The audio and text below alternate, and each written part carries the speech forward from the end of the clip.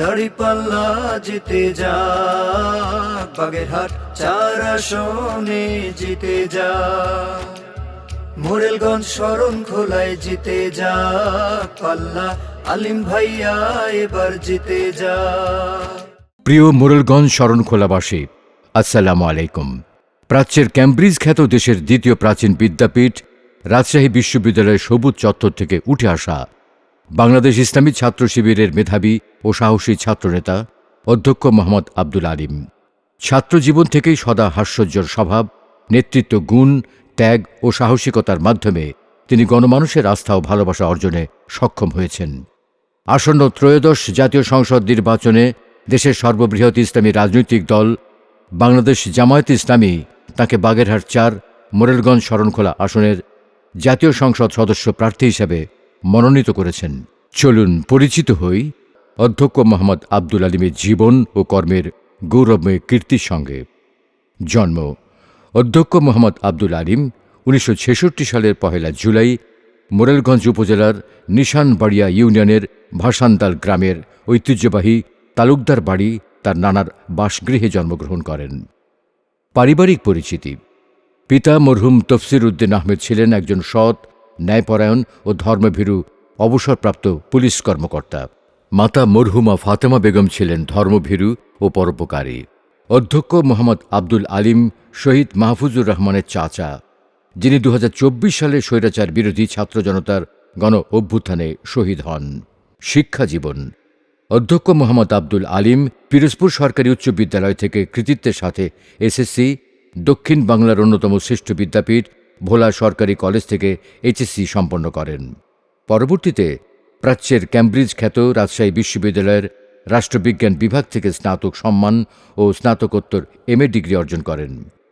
কর্মজীবন: অধ্যক্ষ মোহাম্মদ আব্দুল আলিমের কর্মজীবন শুরু হয় রাষ্ট্রবিজ্ঞান বিভাগের প্রভাষক হিসেবে। দীর্ঘ 12 বছর মোরেলগঞ্জের রওশনারা স্মৃতি মহিলা ডিগ্রি কলেজ এবং কিছুকাল এসএম কলেজেও অধ্যাপনা করেন। পরবর্তীতে খুলনার Boyra Hilful Fuzul technical and business management কলেজে অধ্যক্ষ হিসাবে দায়িত্ব পালন করেন। বর্তমানে তিনি 2006 সাল থেকে অদ্যাবধি নিষ্ঠা ও সুনামের সাথে বাগেরহাট কারিগরি কলেজের অধ্যক্ষ হিসেবে দায়িত্ব পালন করছেন। রাজনৈতিক জীবন: রাজশাহী বিশ্ববিদ্যালয় অধ্যয়নকালে অধ্যক্ষ আব্দুল আলিম সক্রিয় রাজনীতির সঙ্গে যুক্ত হন। তিনি বাংলাদেশ ইসলামী ছাত্র শিবিরের সৈয়দ আমির আলী হল শাখার সভাপতি এবং পরবর্তীতে বিশ্ববিদ্যালয় ক্যাম্পাস শাখার সভাপতির দায়িত্ব পালন করেন। তিনি একদিকে নিজে আওয়ামী দুঃশাসন আমলে বিভিন্ন সময় জেল জুলুম, মিথ্যা মামলা হামলার মোকাবেলা করেন, পাশাপাশি মিথ্যা মামলা হামলায় জর্জরিত ও কারাভোগকারী নেতাকর্মীদের প্রয়োজনীয় সকল সহযোগিতা দিয়ে আগলে রেখেছিলেন এবং তিনি ইতোমধ্যে সর্বস্তরের জনগণের হৃদয়ে নিজের অবস্থানকে ক্রমেই সুসংহত করে চলেছেন।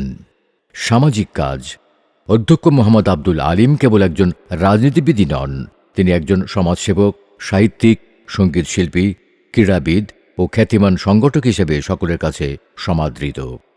সমাজের নির্যাতিত মানুষের পক্ষে তার আজন্ম অবস্থান এবং জাতি, ধর্ম, বর্ণ নির্বিশেষে সকলের বিপদে এবং মানবিক সংকট, দুর্যোগ ও বন্যার সময়ে তিনি সবসময় অসহায় মানুষের পাশে থেকে সহযোগিতা করে যাচ্ছেন।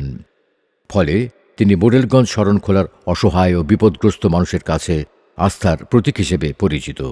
বলিষ্ঠ নেতৃত্বে, দেশপ্রেম ও জনসেবার মহৎ আদর্শে উদ্বুদ্ধ হয়ে জনগণের প্রতি আন্তরিক ভালোবাসা ও আস্থা নিয়ে বাংলাদেশ জামায়াতে ইসলামী মনোনীত প্রার্থী অধ্যক্ষ মোহাম্মদ আব্দুল আলিম এগিয়ে চলেছেন।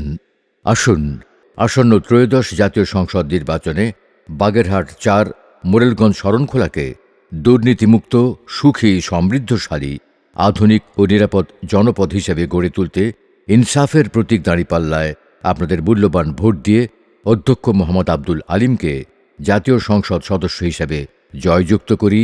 ধন্যবাদ।